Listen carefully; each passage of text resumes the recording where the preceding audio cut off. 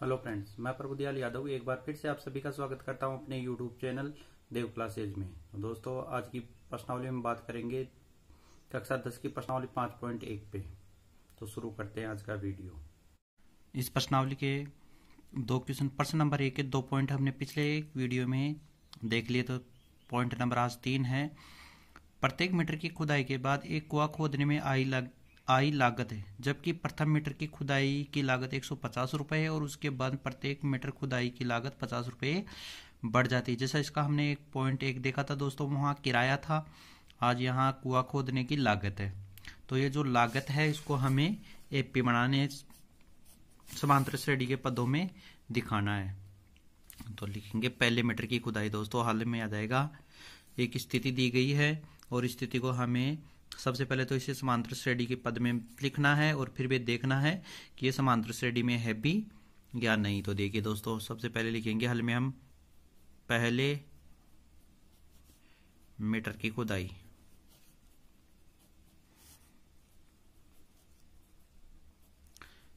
पहले मीटर की खुदाई में दोस्तों की लागत, पहले मीटर की खुदाई की लागत है दोस्तों 150 रुपये।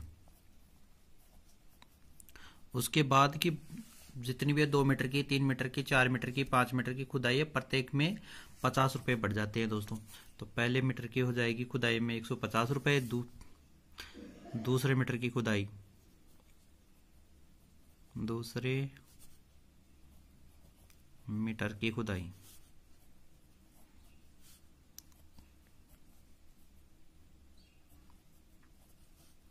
की लागत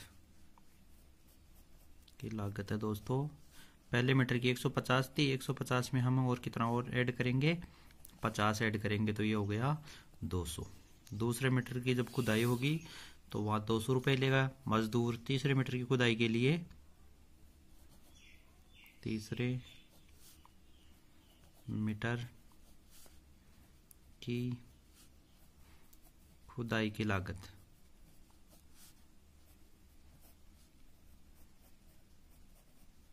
फिर दोस्तों 50 रुपये और ऐड कर देंगे, तो 150 प्लस 50 प्लस 50 बराबर हो गया 250 मीटर रुपये हैं दोस्तों, ये रुपये हैं। तो पहले मीटर की खुदाई में 150 रुपये था, दूसरे मीटर की खुदाई में 200 आ गया, तीसरे में हो गया 250। तो देखिए दोस्तों, अब ये है ये पी में है कि नहीं, यानी समांतर श्रेणी में जो ये लागत है वो समांतर श्रेणी में है या नहीं, इसके लिए हम इनका सर्वांतर ज्ञात करेंगे, जिसे हमें डी द्वारा लिखते हैं, डी से दर्शाते हैं। तो डी बराबर हो जाएगा दोस्तों A2 minus A1, A3 minus A2। तो दोस्तों ये तो हमारा A1 है, ये जो है वो A2 है 200 और A3 है हमारा 250, 250।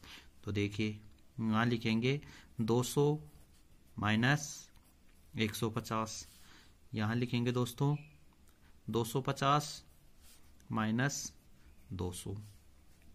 तो 200 माइनस 150 बराबर हो गया 50 और यहाँ हो गया 250 माइनस 200 हो गया 50। तो सार्वंतर दोनों बराबर हैं, तो हम इसे यहाँ लिख सकते हैं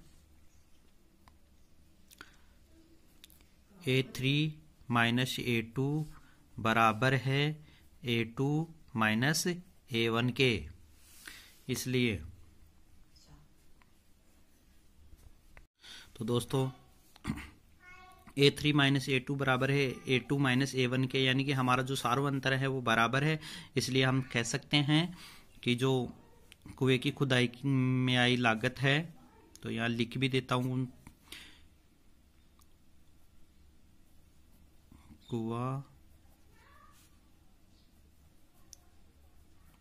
खुदाई की लागत एपी में है कि ये सारों समांतर श्रेणी के पदों में है। जो ये लागत है 150, 200 और 250 आगे भी हम ज्ञात कर सकते हैं, तीसरे मीटर की, चौथे मीटर की, 5वें मीटर की, छठे मीटर की, 7वें मीटर की, 8वें मीटर की। तो जो है ये समांतर श्रेणी के पदों में है। का पॉइंट नंबर 4 है दोस्तों, खाते में प्रत्येक वर्ष का मिश्र धन जबकि 10,000 रुपए की राशि पर 8% वार्षिक दर से चक्रवृद्धि ब्याज पर जमा की जाती है। दोस्तों हमें मिश्र धन को देखना है, प्रत्येक वर्ष का मिश्र धन है उसको देखना है कि ये समांतर श्रेणी में है या नहीं है। मिश्र धन हम ज्ञात करेंगे दोस्तों, हमें चक्रवृद्धि मूलधन दिया है और राशि दी है, तो हम इसे पहले वर्ष का, दूसरे वर्ष का, तीसरे वर्ष का, चौथे वर्ष का जितना भी ज्ञात करना चाहिए ज्ञात कर सकते हैं। मैं 3 पद ज्ञात कर रहा हूं। पहला है पहले वर्ष का मिश्र धन,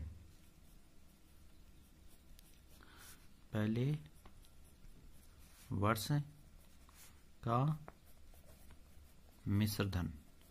तो पहले वर्ष का मिश्र धन हो जाएगा दोस्तों, मिश्र धन के को दिखाते हैं हम ऐसे, और ए बराबर सूत्र हो जाएगा चक्रवृद्धि ब्याज में मिश्र धन ज्ञात करने का सूत्र होता है ए बराबर पी 1+R/100 घात टी। तो यहाँ ये पी है वो मूलधन है, आर है वो दर है, टी है वो टाइम है। तो देखिए आगे करते हैं। तो यहाँ हो गया 10,000, इसको हल करें तो ये हो जाएगा 1+8/100 और टाइम पहले वर्ष का है तो यहाँ घात 1 लग जाएगी दोस्तों। 1+8/100 को हल करेंगे तो ये 108 बन जाएगा। कैसे बनता है दोस्तों, मैं थोड़ा सा इसी में बता देता हूं। दोनों का हर एलसीएम आ जाएगा 100। तो पहले 1 का भाग देंगे 100 में, 100 बार 100 को 1 से गुणा करें तो 100 गया। 100 का भाग देंगे 100 में तो 1 बार जाएगा, 1 को 8 से गुणा करेंगे तो 8 हो जाएगा। तो 100 + 8 = 108 और बटा में आ जाएगा 100 एलसीएम। तो मैं यहाँ सीधा लिख देता हूँ, यहाँ हो जाएगा दोस्तों 10,000 गुणा 108/100। 2 0 से 2 0 कट जाएगी, तो 2 0 से 2 0 कट गई। तो ये मिश्र धन हो गया पहले वर्ष का 10,800 रुपये। पहले 10,000 राशि पे 800 रुपये ब्याज हो गया, मिश्र धन हो गया, कुल मिश्र धन हो गया 800 रुपये चक्रवृद्धि ब्याज हो गया पहले वर्ष का, मिश्र धन हो गया 10,800। तो दोस्तों ये तो पहले वर्ष का मिश्र धन आ गया। ऐसे हम दूसरे वर्ष का मिश्र धन ज्ञात कर लेंगे। ये हमारा A2 है, पहले वर्ष का मिश्र धन है, लिख देता हूं यहाँ पहले वर्ष का मिश्र धन। मिश्र धन को हम A1 से भी दिखा सकते हैं, समांतर श्रेणी के पदों के लिए बराबर 10,800 रुपये। अब दूसरे वर्ष के लिए मिश्र धन ज्ञात करेंगे। तो दूसरे वर्ष के लिए मिश्र धन को आप ऐसे भी दिखा ऐसे दिखा सकते हैं, और ए बराबर है P1+R/100 और यहाँ घात टी। तो दोस्तों यहाँ है मूलधन तो वही रहेगा 10,000 रुपये, ये थोड़ा बदल जाएगा 1+8, दर भी वही रहेगी, टाइम बदल जाएगा, टाइम 1 की जगह आ जाएगा 2। दूसरे वर्ष का ज्ञात करें तो घात 2 आ जाएगी। तो इसको हल करेंगे तो ये कुछ ऐसा बन जाएगा 10,000 × 108/100 × 108/100। 4 0 से 4 0 कट गई, यानी 10,000 का भाग 10,000 में दे दिया।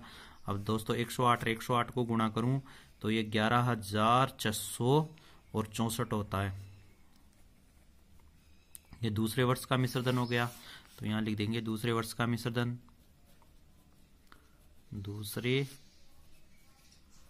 वर्ष का मिश्र धन बराबर 11,664 रुपये। यह हमारा A2 आ गया। तीसरे वर्ष का दोस्तों मिश्र धन ज्ञात करने के लिए हम लिखेंगे तीसरे वर्ष का मिश्र धन।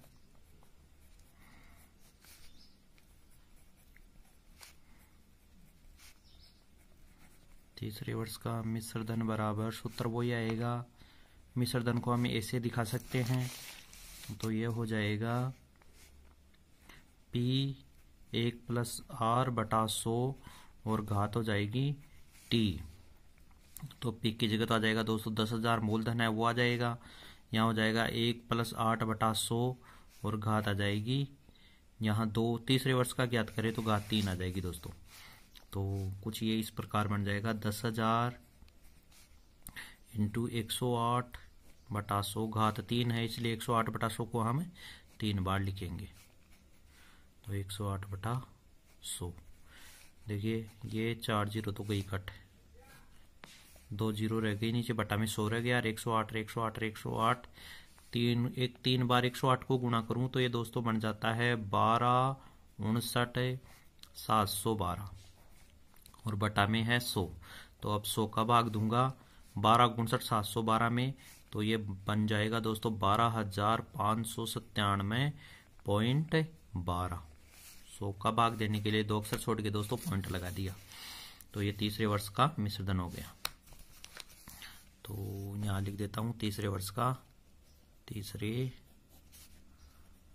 का मिश्रधन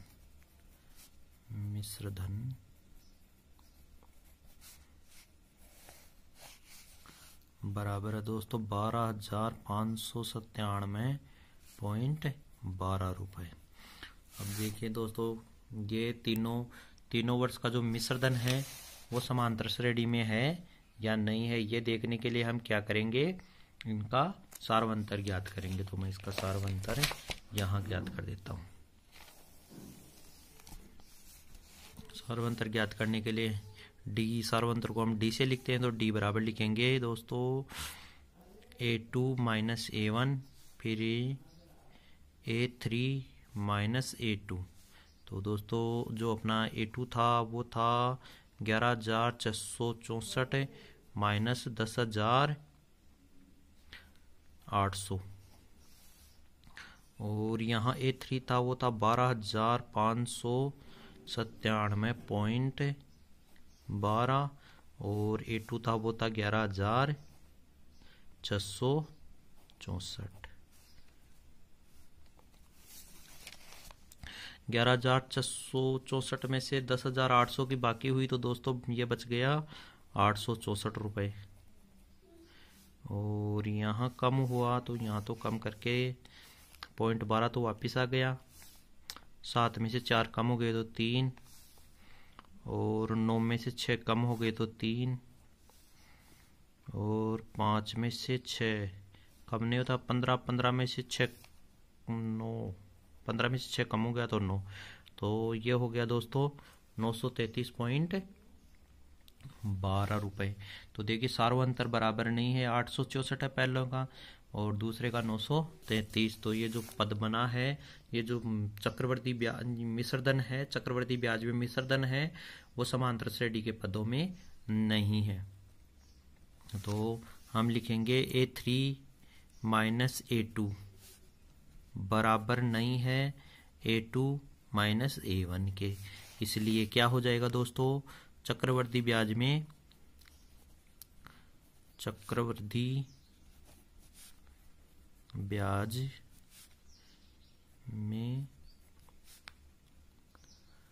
जो मिश्रधन है